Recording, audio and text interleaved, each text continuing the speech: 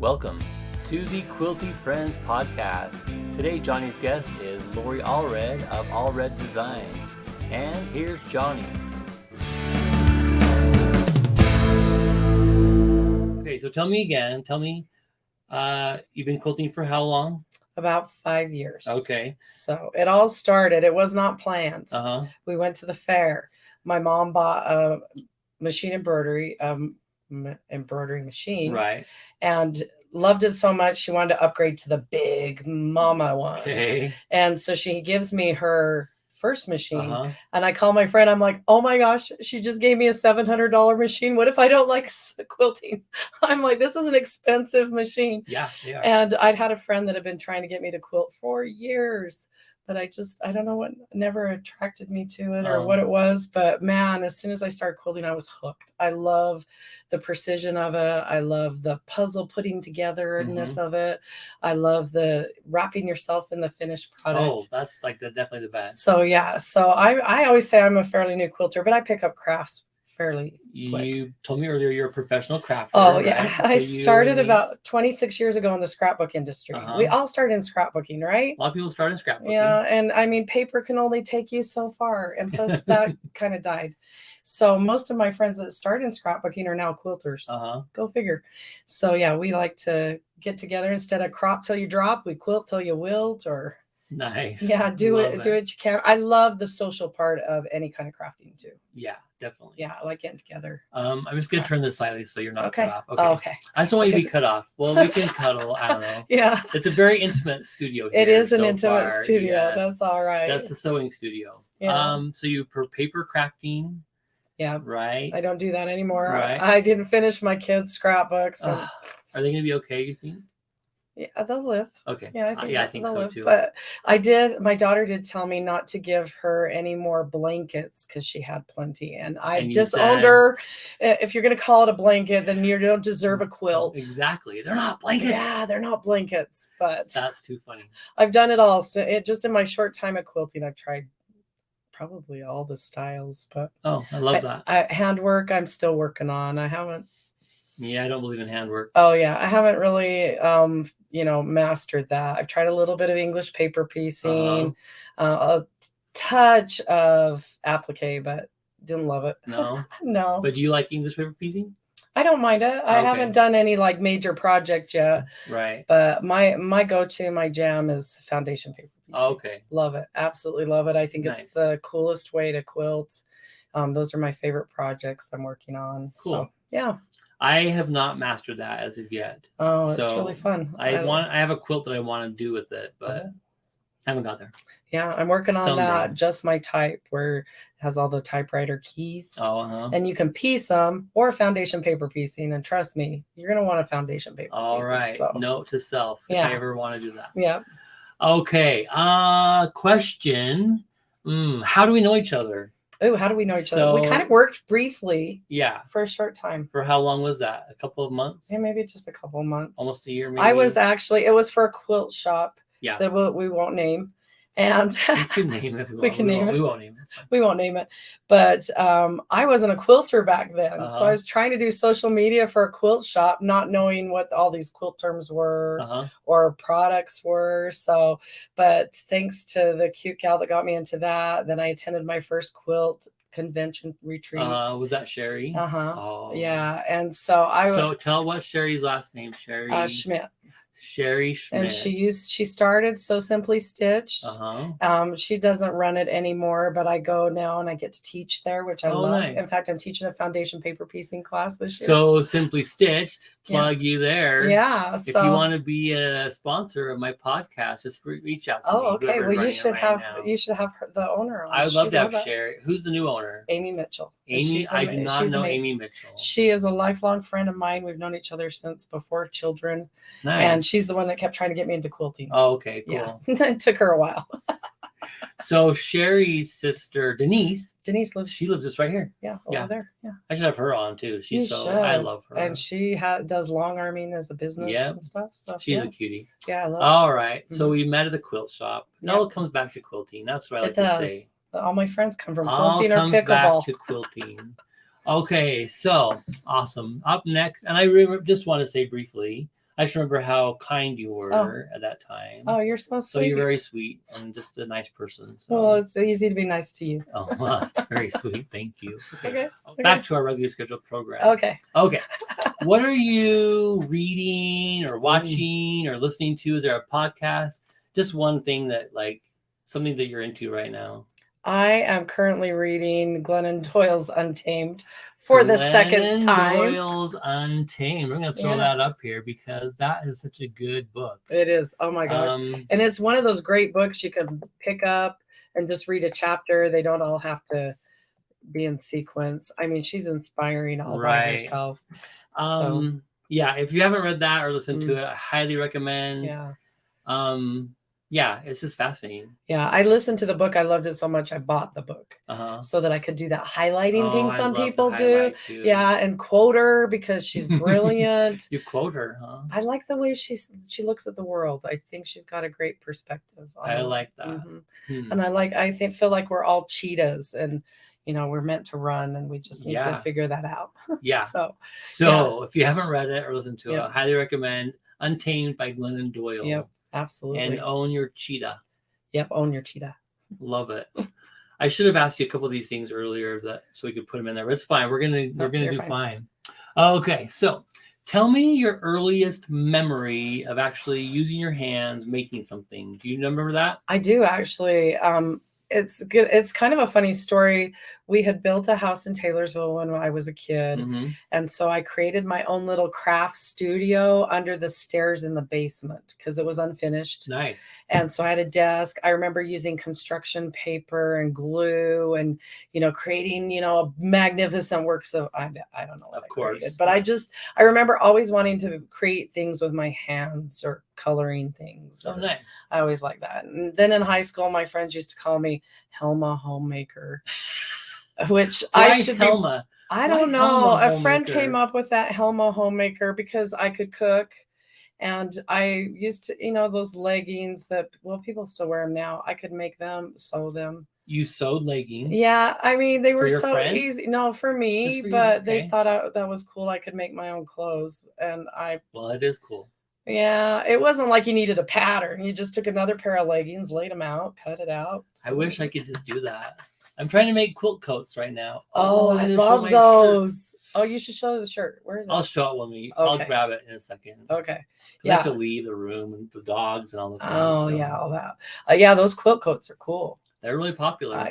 My friend Amy just made a couple, and I'm like, oh yeah, yeah, that looks easy for her because she used to do professional tailoring, and I'm like going, I don't know, maybe I'll just buy one. Okay, I'm gonna make one for you then. Oh, there you go. Okay, I could buy it for you. Yeah, you can pick out the quilt and then. I love that. I've collected a few quilts over the past few months to make a few quilt coats. Yeah, that'd be awesome. Yeah, I know people who are making them from scratch, like making the quilt blocks and everything, and I'm thinking, just go buy a quilt that needs a new purpose. So yesterday I was at the Savers in Ogden. Oh, that's a good There one. was like 6 hand quilted quilts. Oh, you're kidding. On the rack. And what were they asking for? A lot? Well, $8.99. Oh, you're kidding. $8.99? I bought that one. Oh, it's so sad. Ridiculous. But they're hand quilted. They're like a double wedding ring hand quilted. But I couldn't buy 8 quilts. I already have too many of them. Savers in Ogden, huh? Savers in Ogden. I freely share. There's enough to go around. That's my new that's my tagline for this year. That's a good one. There's enough to share. There's enough to go around. Yeah. Mine is honesty in 23. Honesty in 23. I like that. Do you have a hard time being honest regularly? That sounds bad, but I tend to be more worried about other people's feelings. So I tend to like dance around a question or an issue. And I've decided that doesn't serve me really well. So I'm just trying to be, honest and me and I love and not sugarcoat it. Not be mean and not. You don't need to be mean about it. You can be kind. Just be honest. Like sometimes I think we overextend ourselves and we take on things we don't want to do. So I really have to weigh, do I really want to do this? Or am I going to feel bad if I don't do it? That's why I'm here. Yeah. I thought, this sounds like fun. Let's do it. Oh, you're not doing this out of guilt then? No, not at all. Okay, excellent. I'm glad that you're not doing anything out of guilt. Arm twisting. Good. So you might want to go back and watch our episode 2 with Angie Holzer. Oh. And she talks about boundaries. Boundaries are important. And we talked about that a lot. So yeah, you might enjoy it. Okay, that's great. I think we could all learn yes. to do that better, right? And then I also like to point out Brene Brown. Do you listen much to her? Oh, I love Brene Brown. So she has what she calls her boundary ring. Have you remember that one? Oh, I haven't heard. So she bought a ring for her birthday. Okay. And it like twists inside. It's like one of those rings that you can like spin a fidget on it. One. A spinner ring. Yeah, I have a couple of those. Yeah, she calls it her boundary ring. And she has a mantra that she says. I love that. And the mantra is, we're gonna have to go look at it. Yeah. Dang it. I wish I could pause this thing because everyone knows that I can't remember things as it is. But I have that she has her boundary ring, and when she twists it, she says to herself, "Oh, great." Oh, great. Wow. No, that's not what she says. Great. If you know, type in the comments. Oh. Yeah, we want to know if you guys. She has a boundary ring, and when she twists it, she's like, do you know, that's interesting because I get anxiety in social situations, and my therapist recommended one of those rings. Oh, really? Yeah, she said just put it on. It will just bring you back to that the present and focus on that instead of worrying about everything around you. Right. Like the last time I really needed one was when my son got married in October. Oh. I'm sitting there with the ring going. Do you get a lot of social anxiety?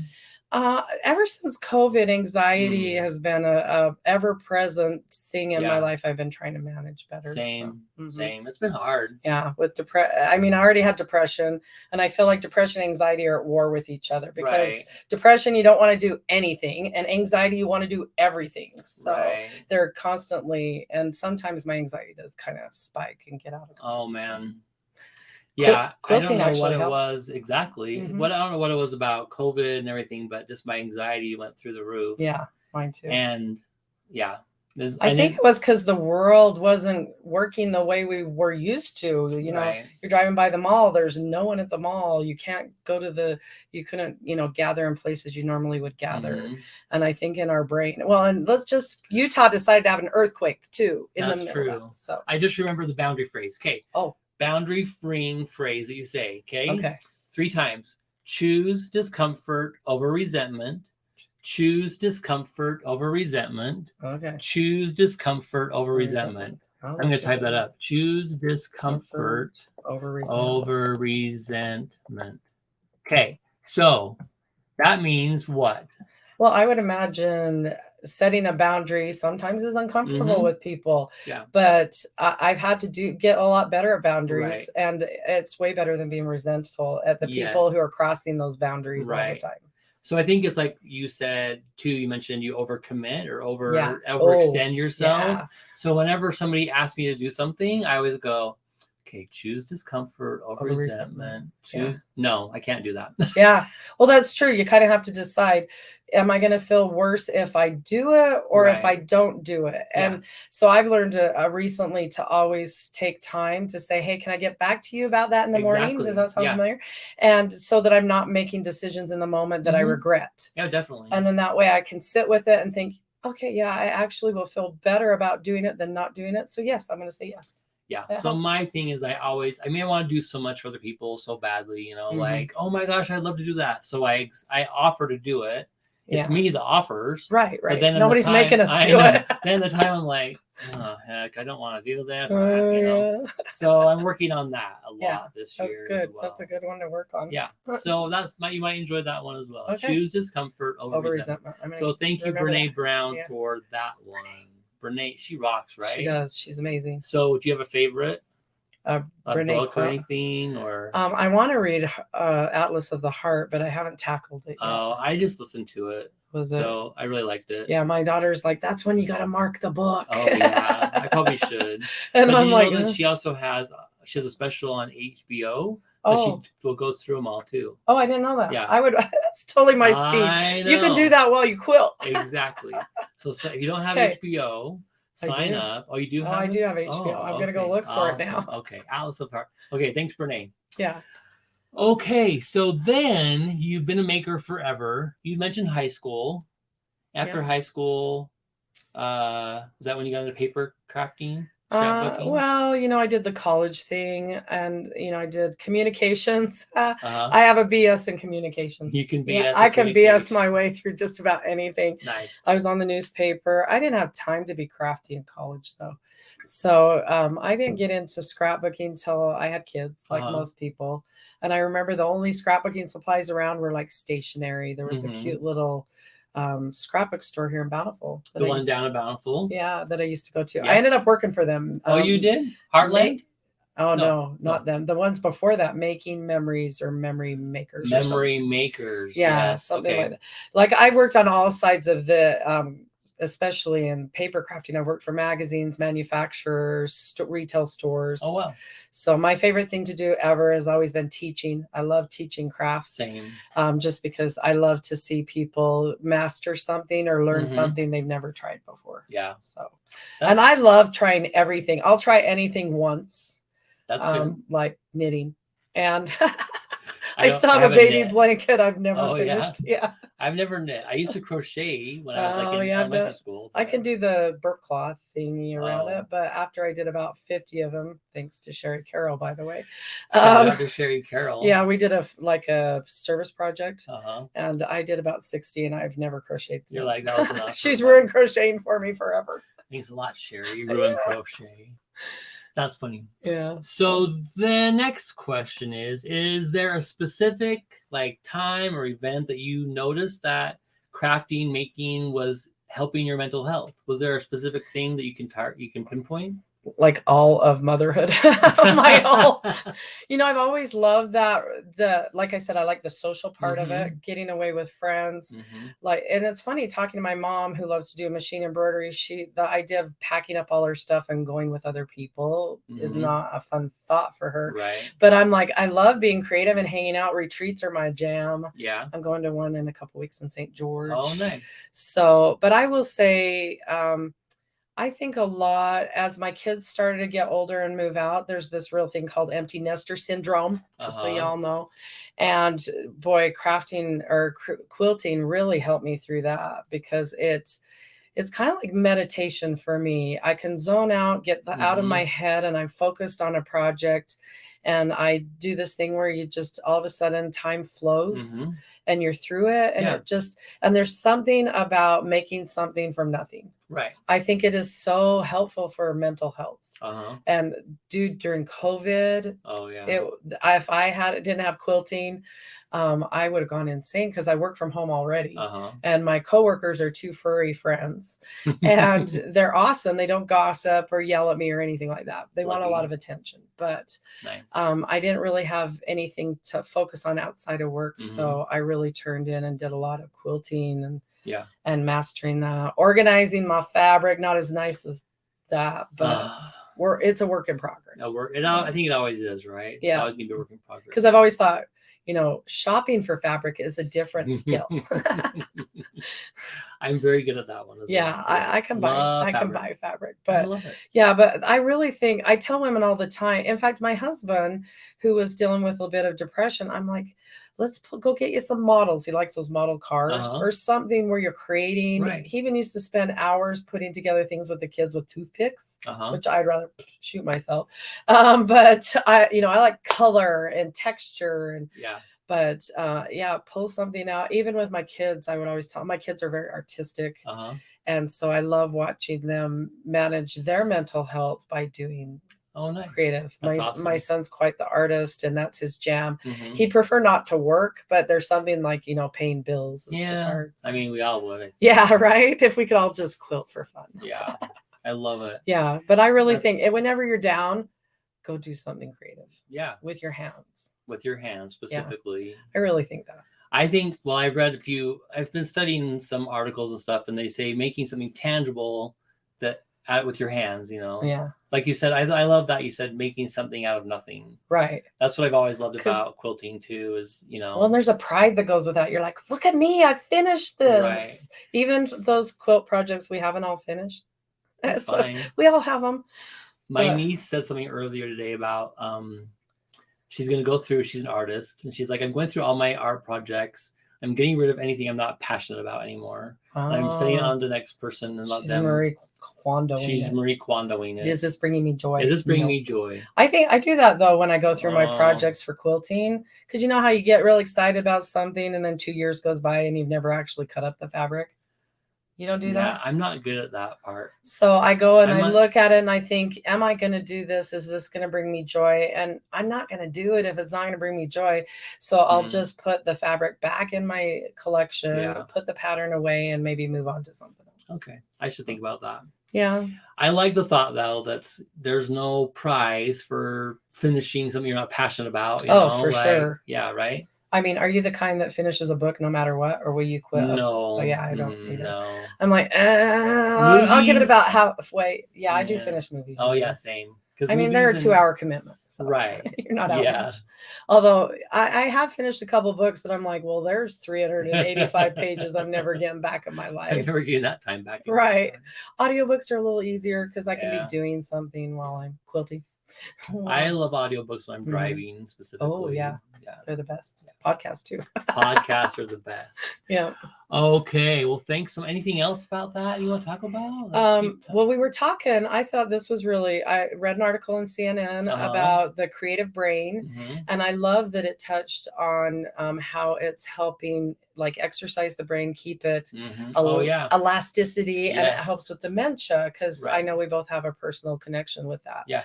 And I'm like, dang it, I'm not getting dementia. I'm going to just quill and keep my brain going. Okay. Laurie and Susie and Steve, if you heard that, those are my siblings. Okay. And we all have committed that we don't want to live through dementia. No, it's not fun. I know. So we're going to keep making with our hands. Right. They say it's really good to keep your brain active. I do play this one block game on my phone. It's not as fulfilling. I don't have an end project when I'm done. But it's still good for your brain. Right. And I mean, really, quilting is like putting a puzzle together all the time. Yeah. And I think, why not? I always say there's only 2 maths you needed to learn in school. One was cooking math and the other's quilting math. Right. You don't need to know all those others. Had I known, I would have paid better attention in that math section. Darn it. Darn it all. Yeah. Okay. So, what are you working on right now? Oh, I always have way too many. Did you bring any projects with you? No, I didn't know to bring a project. Darn. It's okay.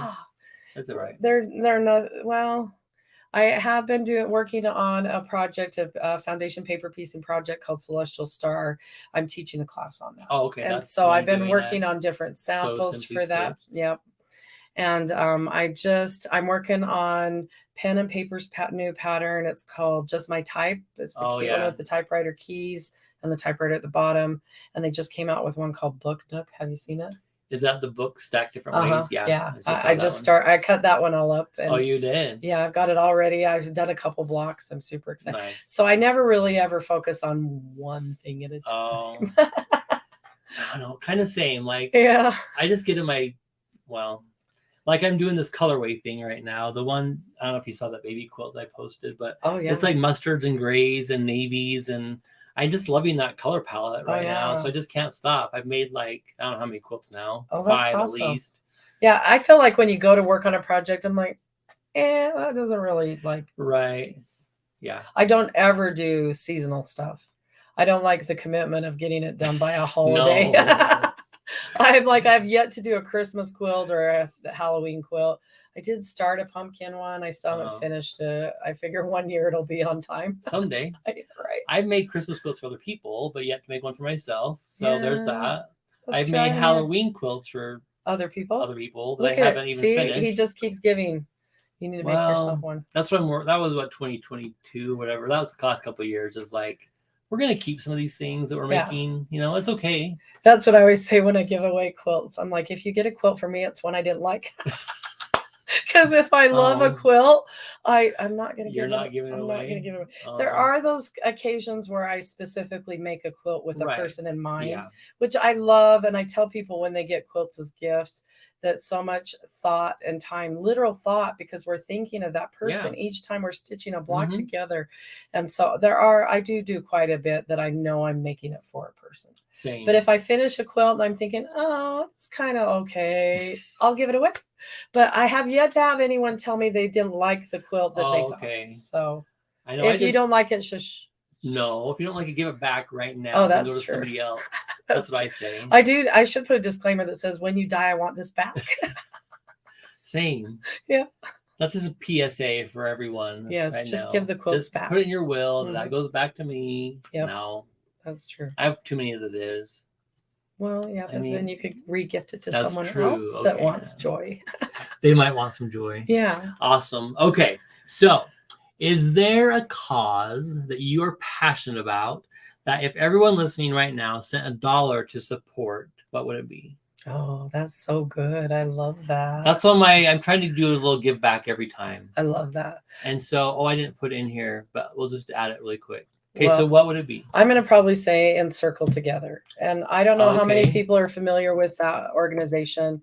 It started in Utah, and it is resource centers along the Wasatch Front for our LGBTQ friends. Yes. Kids, youth, people that, don't have families supporting them. They have a lot of really great. I'm going to show her mug really quick. Yeah. So she donated some money, and they sent her this cute mug. No size, only love. Yeah. I have that on a t-shirt. Only the sticker. I have. They sent a sticker. Yeah, they just sent the sticker. But it was so cute. They sent me a handwritten thank you letter with the sticker. And I'm like going, oh, that's so nice. I didn't expect that. Yeah. But I love what they're doing for our youth. I used to volunteer with an organization in Ogden called Youth Futures, which is the only homeless shelter for kids ages 12 to 17 because they're not allowed in our adult centers. But the majority of kids that were coming into that center, and this was a few years ago, were kids who had been kicked out because of their lifestyle choices. Yeah. And so I love Ogden's actually building a new Encircle home, which I'm super stoked about. Yeah. I can't wait to volunteer there. So I just absolutely love their mission and what they're doing. So I would love it if you would all give $1 to Encircle Together. That is awesome. So I'll put a link to their donation page in the comments of this video. Right. Oh, that's awesome. Yeah. I love that. That's great. Thank you so much. I mean, what's $1? And if everyone if everyone gave $1, I love that. That's what I just try to do is anyway. I think it's brilliant. That's my goal. Yeah, I would love to see. All right. And that one, that's close to my heart as well, Encircle. So I think everyone, if you don't know, I have passion for, it's called Love Loud. Yeah. And I love that. Some of their money goes to Encircle. Yeah, so that's what they're very supportive of that. So if you would continue to support them, Love Loud or Encircle, our kids here need the support. So they really do. And it breaks my heart to think that they don't always get that at home, but that's the case.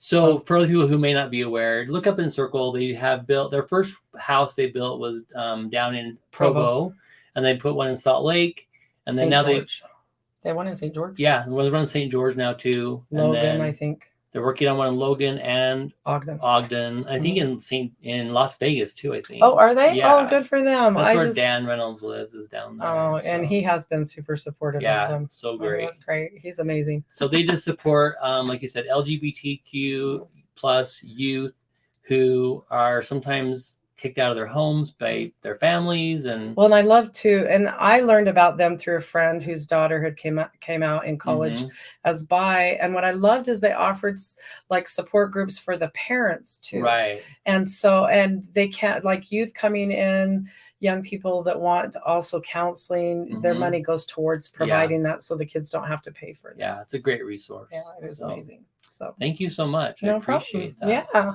Okay. Is there anything else that you want to talk about while we're still here? Well, I love what you're doing. I love that you're pulling together. I think quilting people are the kindest, most amazing people. Someone asked me, how did I learn to quilt? And I said, I hung out with quilters. Yeah. That's all you have to do.